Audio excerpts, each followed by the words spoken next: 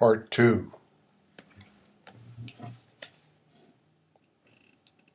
Struck here pictures Theory Poutricourt, who tends to get that little annoyed confusion wrinkled, sometimes even with the lucidest of term papers, lowering her tall head and charging into the wall. One sinus feels noticeably bigger than the other sinus, and there's something not quite right with his neck from sitting hunched all the time, and he'd kill for a quick Dubois. We used to call them doobies. This all takes serious labor for Struck to decoct the gist out of, and then resist in rather less up-down and more basic structural pose. Twice in the hall outside, his and Shaw's and Pemberton's room, Rader and Wajenchnik and some other 16 sounding males go down the hall, all of them together going,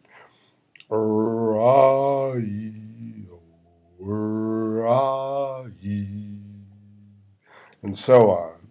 Struck's own historical dad during Jim's own childhood in Rancho Mirage was an inveterate red wine with heavy tranks on the side drinker, who used to make late night phone calls to people he didn't know very well and make statements he later had to retract at great length, until finally one autumn night the dad had staggered out and attempted a 1.5 tuck into Struck's family's backyard pool that he hadn't recalled had been drained, resulting in a neck brace for life that ended his career as a low 80s golfer.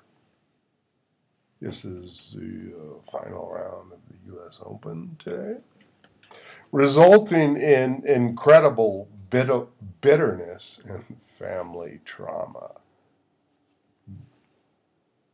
Before J.A.L.S. Jr. was shipped off to the Rolling Hills Academy. A cool smile from Struck. Struck keeps bogging down in these parts where it seems like the guy just totally abandons the scholarly tone and even starts making up or hallucinating details which there's no way Jim Struck could represent himself as having been there to see, and he's blue delete looping all over the place, plus grinding his eye and picking at his forehead, his now more or less constant response to stress. Struck transposes clearly non-adolescent uptown material like this intro. The variable of the game isn't so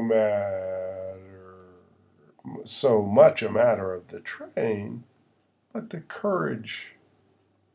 player's courage and will. Struck now progressed to grinding the heel of his hand into his eye socket, producing a kind of ectoplasmic pinwheel of red in there. Did even pre-bullet railroad engines have flanges and cow catchers and whistles that steam? In a disastrous lapse, Struck copies hurl himself athwart a decidedly unstruckish sounding verb phrase verbatim into his text. And then the sentence just ends without even a close to parentheses, though Struck, with a canny sense of this sort of thing, knows the analogy to chicken hole ring just the right bell. Term paper wise. Struck, at certain points, imagines himself gathering this wild Conceits guy, lapels together with one hand, and savagely and repeatedly slapping him, forehand, backhand, forehand, disastrously.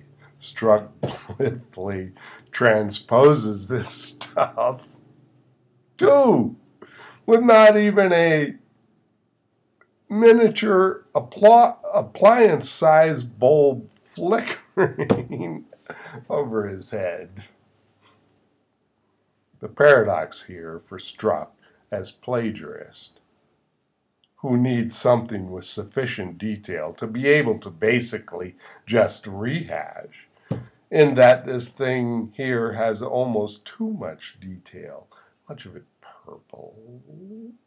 It doesn't even seem all that scholarly. It seems more like wild conceits. Bayside CC guys seem to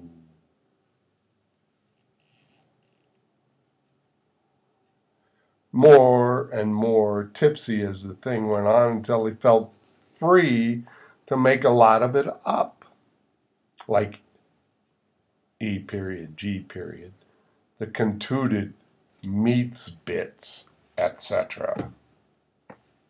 What's interesting to Hal in Cadenza about his take on Struck, sometimes Pemulus, Evan Ingersoll et al., is that congenital plagiarists put so much more work into camouflaging their plagiarism than it would take just to write up an assignment from conceptual scratch.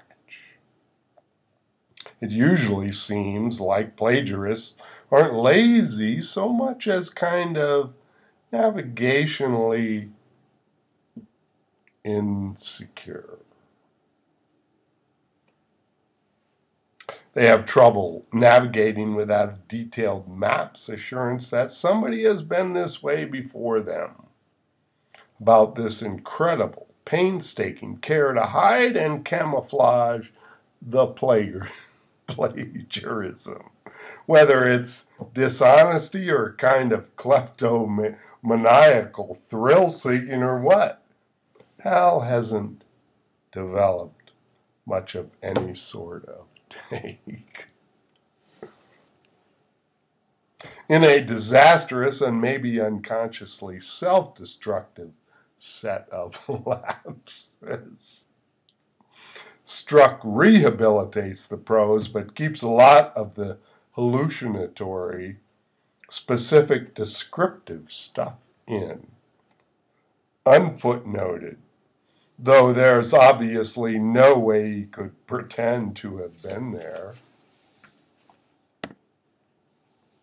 Struck tries to decide whether it'd be unrealistic or self-consciously realistic to keep using his own name as a verb. Would a man with anything to camouflage use his own name as a verb? Struck is trying to phone Hal, but gets only his room's wearisome phone machine message. Can you ever say pitted without some kind of against in there later in the sentence? Struck envisions the wild conceit scholar, utterly strafed by this time. The guy's eyes paused, and his head lolling and having to cover one eye with my hand just to see a single screen, and typing with his nose. Well, with the apparent self-destructed credulity that characterizes many plagiarists, no matter how gifted, Struck goes ahead and puts in the complementless pitted, imagining forehand and backhand slaps all the while. Footnote B. Quote, reason for all-out war, unquote, which Struck inserts without bothering to even check for the definition they'd been too befogged to give, which is in and of itself almost suicidal, given that Poutricourt knows exactly how much French faculty Struck's got, or rather hasn't.